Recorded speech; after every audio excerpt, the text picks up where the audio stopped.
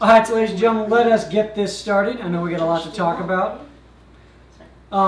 So today we're actually going to be focusing on monitoring and minimizing the human impact on the environment. If anybody grew up, this might be right around some of your ages, or you might be a little old for this, but the Wonder Pets was a Nick Jr. cartoon about a group of frisky little animals that go out and save animals who are in trouble, such as the book, The Wonder Pets Save the Hedgehog. So they really do go out and play an active role in like saving animals from around the world. So I thought that was kind of relevant to what we're talking about today. So the objective by the end of this lesson will be able to say, I will recognize human activities have significantly altered the biosphere where animals live and how they interact with one another, sometimes damaging or destroying natural habitats, as well as changes to Earth's environments can have different impacts, whether they're negative or positive, for different living things. And that is one of our California state standards. So that's the objective of today. You'll be able to say that about yourselves at the end of the lesson. So the first thing is, as you notice, I've set up the classroom. You have up the front with the screen. Right next to you have strongly disagree or strongly agree or totally agree. In the back you have somewhat disagree or agree somewhat. I'm going to pose a question. I want you to think to yourself, then I want you to move to the corner that you believe best exemplifies your opinion on that statement.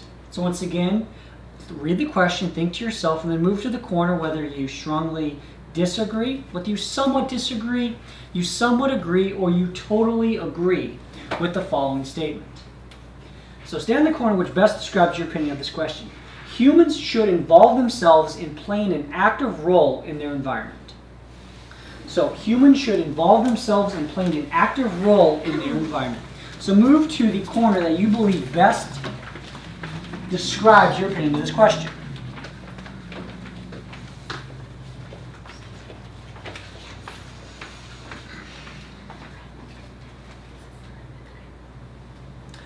Okay. So now I'm going to give you about 5 minutes or so. So within your groups, I want you to explain to your partner. This is not a debate. Debate is, once again, when you're trying to change another person's opinion.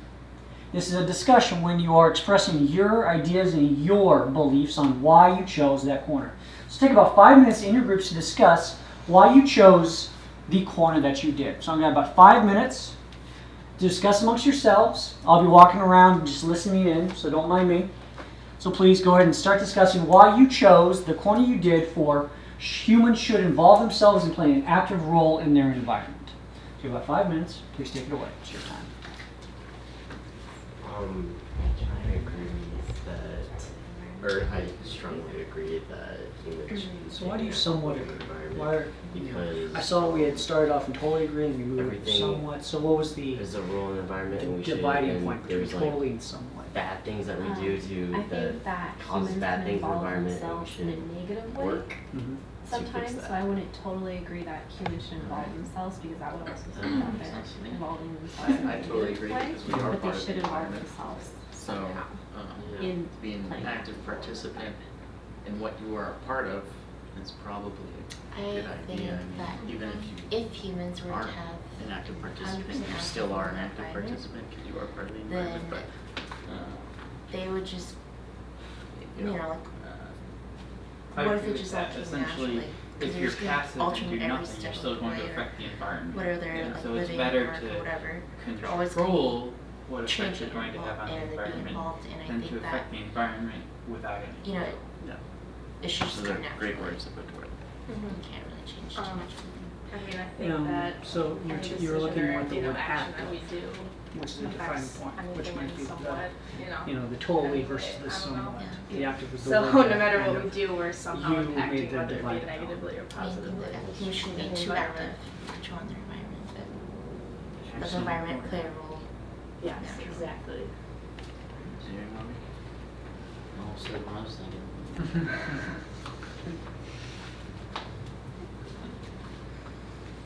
No, my bad, sorry. So what has kind of been the summary of why we're totally agreeing that humans should play an active role in their environment? Because you said it perfectly. Yeah. The statement is humans should have involve themselves and play an active role in their environment. The fact is that whether they do or don't take an active role in their environment, they're very much shaping and controlling their environment. Therefore, it's better to have an active and controlling role than to, because even if we're passive about it, we're going to affect the environment. Therefore, we should, having some control makes it so that it doesn't get out of control. So we should, in my summary of what you're saying, recognize and pursue a goal when we're interacting with the environment. I don't know that I was trying to say that as much now. I was trying to say that we should, I was trying to say that we're going to have some effect on the environment and that we don't want that to go completely uncontrolled. Even though the outcome could be whatever. I mean, we don't have control of the environment's outcome, but we can at least be an active participant in at least trying to better the outcome. Yeah, if the outcome could go the entire way from the worst possible to the best possible with us having zero control and could go anywhere, then at least we should aim to have it somewhere so that it won't go quite as far randomly. Yeah. Setting boundaries, or, kind of, or where we were expected to be. Yeah. To try and, even if they're subjective, to try and make something that we subjectively believe or hope to have a good outcome as broadly as possible at the time. Because we can all agree, I think everybody would be able to agree that there are some definitively negative outcomes. Yeah. Was there anyone in the group Like, who, if I guess, humans weren't interpreted the here, question The differently environment would be just fine. than It's like- the active or the focused kind of the commitment to the issue, as Patrick was talking about? And then say if like they're gonna take over like this community, humans are gonna like leave that community. What would you consider to be actively an active role? They can't Take out trash. Or, the oil in the sea and, all the trash in the sea and such. Helping out enemies. You guys have some very good points. Thank you so much for sharing.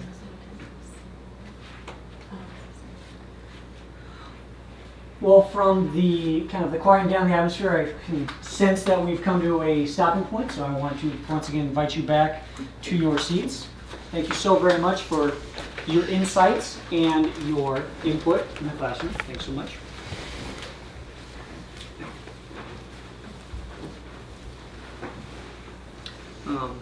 My family has always been very involved in the national parks. We went camping every summer, and so when I was going through Sequoia National Park, one of the rangers told me the story about Yellowstone and their fire control history.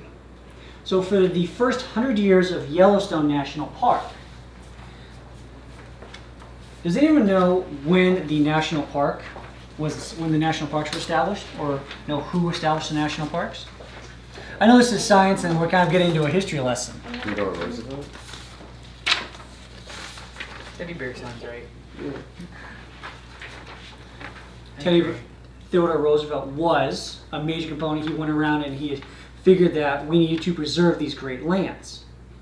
So in the 1800s, I think it was around 1888, you had the U.S. Army in control of some of these national parks. And they were given the task of subduing natural wildfires.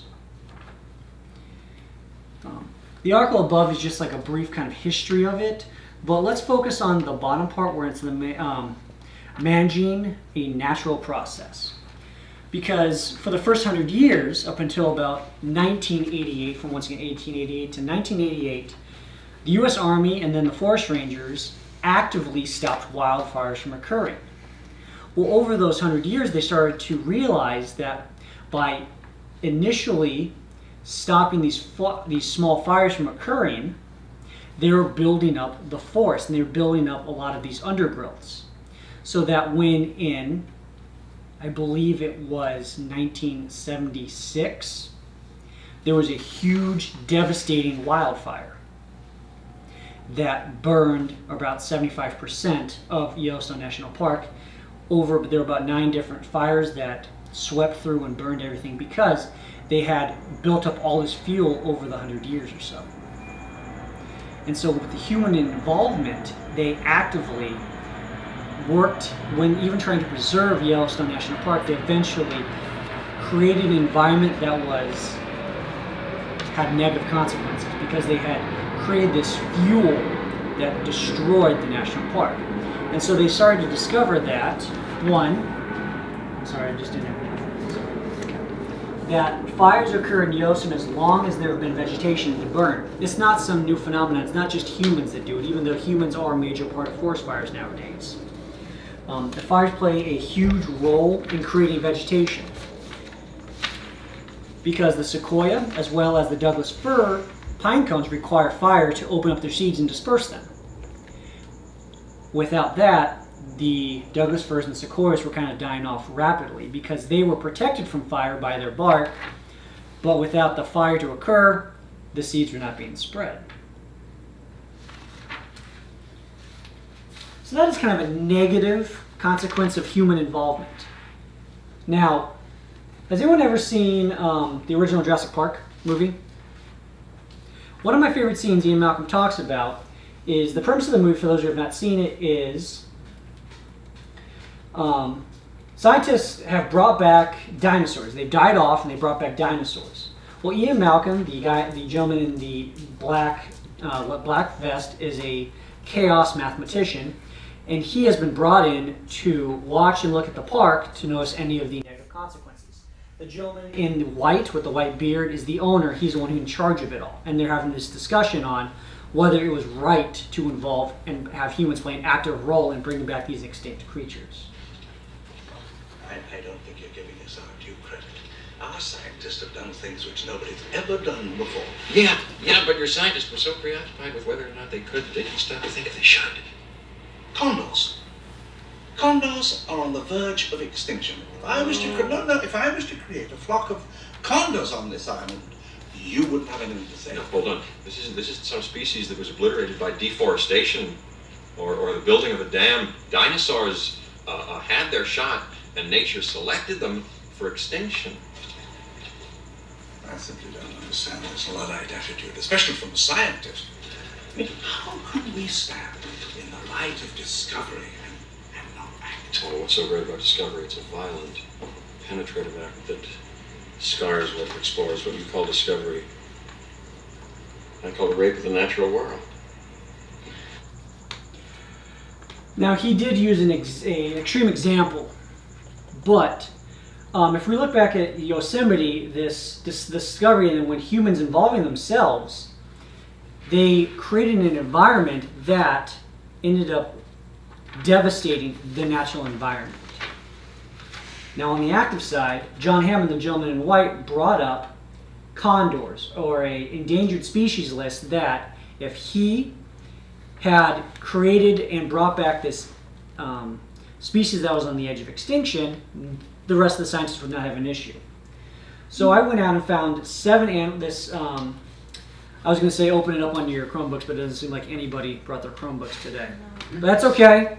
We'll put in the Bible reminder for later. Okay, let's see if I can scroll down. There we go. Okay. So there are 7 animals that were brought back from the edge of extinction. The first one is a brown pelican. Before I begin, are there any animals that people know that were brought back from the edge of extinction, that were endangered and then brought back thanks to human intervention? Can anyone think of an example? It's okay if you can't. I know we're just bringing this up. Don't know if anybody had thought I have of a one. feeling polar bears, but because I know they were going extinct, but then So I know one thing in the news nowadays is polar bear because of the change in the environment. People are talking about global warming or global change in climate change. Polar bears are being affected like that, and they are dying off in record numbers. So Thank you for bringing that up. I know a lot of people probably have that rough line in their head. They just didn't have the confidence to speak up on it. Isn't one of the big cats a cheetah or a jaguar pulled off the endangered species list? I believe the jaguar has been pulled off of it, but I do not know. I will look that up and get back to you. So you've got the brown pelican, the flying squirrel, stellar sea lion. So these are all animals that humans have taken the active role in saying we need to bring these animals back because they are dying off. I don't know why we try to bring back the Canadian goose, because all I hear from Canadians is how they are just tearing everything up, and they're just a violent creature. But apparently we did bring them back from 790 in 1975 to over 111,000 by 2011. But that was a convenient number for sure. So the island night lizard, the water snake, Lake Erie water snake out in California. Why is it Lake So- Erie if it's California? Oh, my apologies. One of the Great Lakes. I was thinking of and the gray wolf. With the only three, that was the one that I heard about when I was growing up, going through all these national parks. There's only 300 wolves that survive deep within the woods of Wisconsin, Minnesota. But now we're up to about over 5,000 residing in the lower 48 states as of 2013. So these are examples of humans who've taken an active role and created positive change in the environment.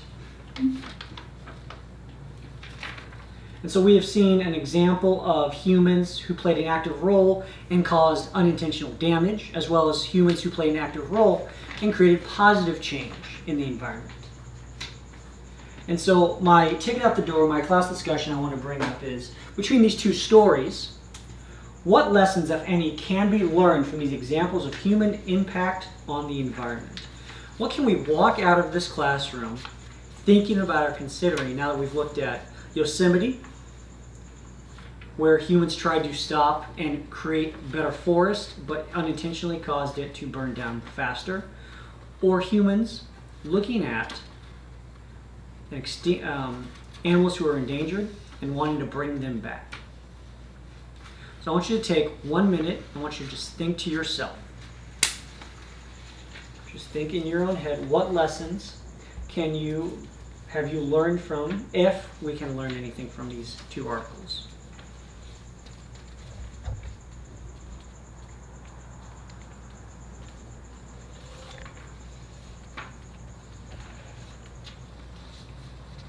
Now I want you to turn to your shoulder partner, and if there is not a shoulder partner, I want you to make a tripod, and I want you to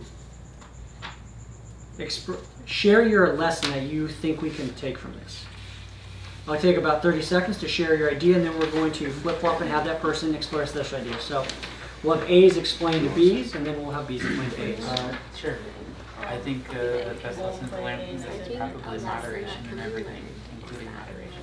Humans can have an effect on the environment, but they need to do so Really, I can only think of in a way lessons that just they know other how it's than affecting the environment know what and we're that doing whole or it's actively researched. We helping know out. that the The one effect that thing we're is gonna have that on the environment. humans, The best thing to do is what kind of structures or what kind of is things starting do to we fix put up what we made, what that mistakes we made cause- before, could that cause and from now on being more nature aware to of be everything we disrupted, do on a daily or is basis. that natural itself? Because one plastic bag Something 7 else billion is people on Earth That Yeah, are we can be endangered. means a lot of trash. We can play an active That role. That's true. should have, All right, A's, should start have bring your ideas to a close. But use that. because we don't need them, or they're dangerous. And if you've not done so already, B's, the person, I want you to explain the lessons you might take away from this. If you've not done so already, I'm now just giving the opportunity for the other person, the instruction for the other person to share their ideas. It seems like I'll give you another 30 seconds. Some people might still be pondering their thoughts.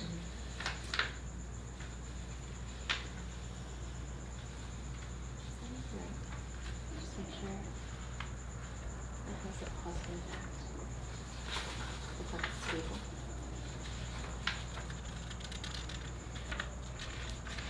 All right. I would like A's to now reiterate what lessons B is going to take away from this experience.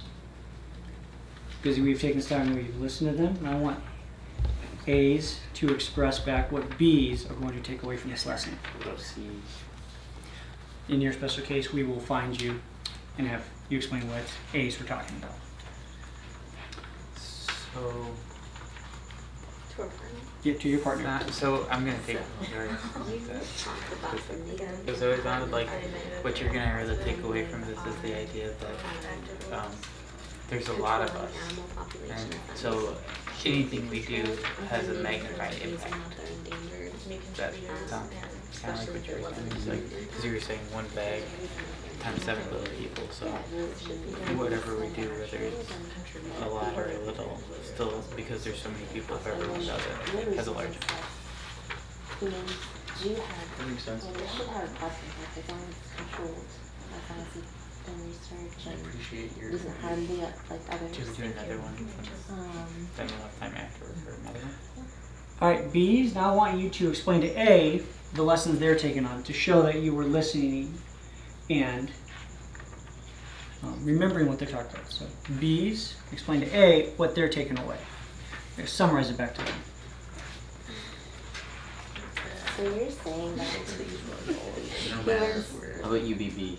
Yeah, just should have just to explain somebody have a else's positive thing. impact as long as it's You controlled. choose a person. They've done Not me. research, I they've did just- come up with like Have a positive AI impact, solutions negative impact. and And, if it doesn't Exactly. hurt anybody, rather than makes a positive impact. Because As a bit Yes. we could enter Like, into for example, the if natural the process of things deforestation, and building cause up these forest destruction. fires to Or expand we the can forest, to contribute build more and bring trees, life. and, you know, and get more homes to Negative and positive contributions. and whatnot. So,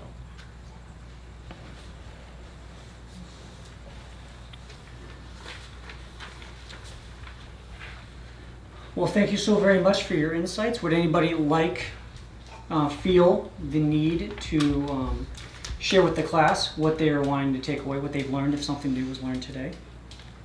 This is your opportunity, this is your open forum, your check-in. If you feel that something was you had not learned or you hadn't known before you came into class today. Anything new that we're walking away, a new eye-opening experience, as it were.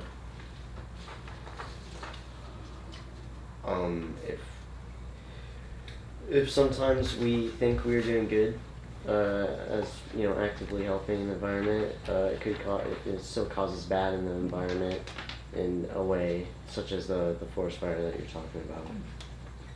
And I learned that.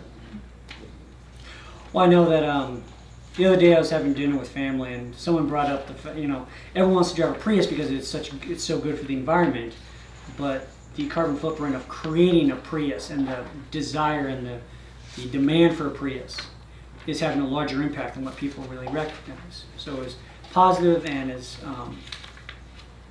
helpful as we think we're being, we can be causing some negative consequences.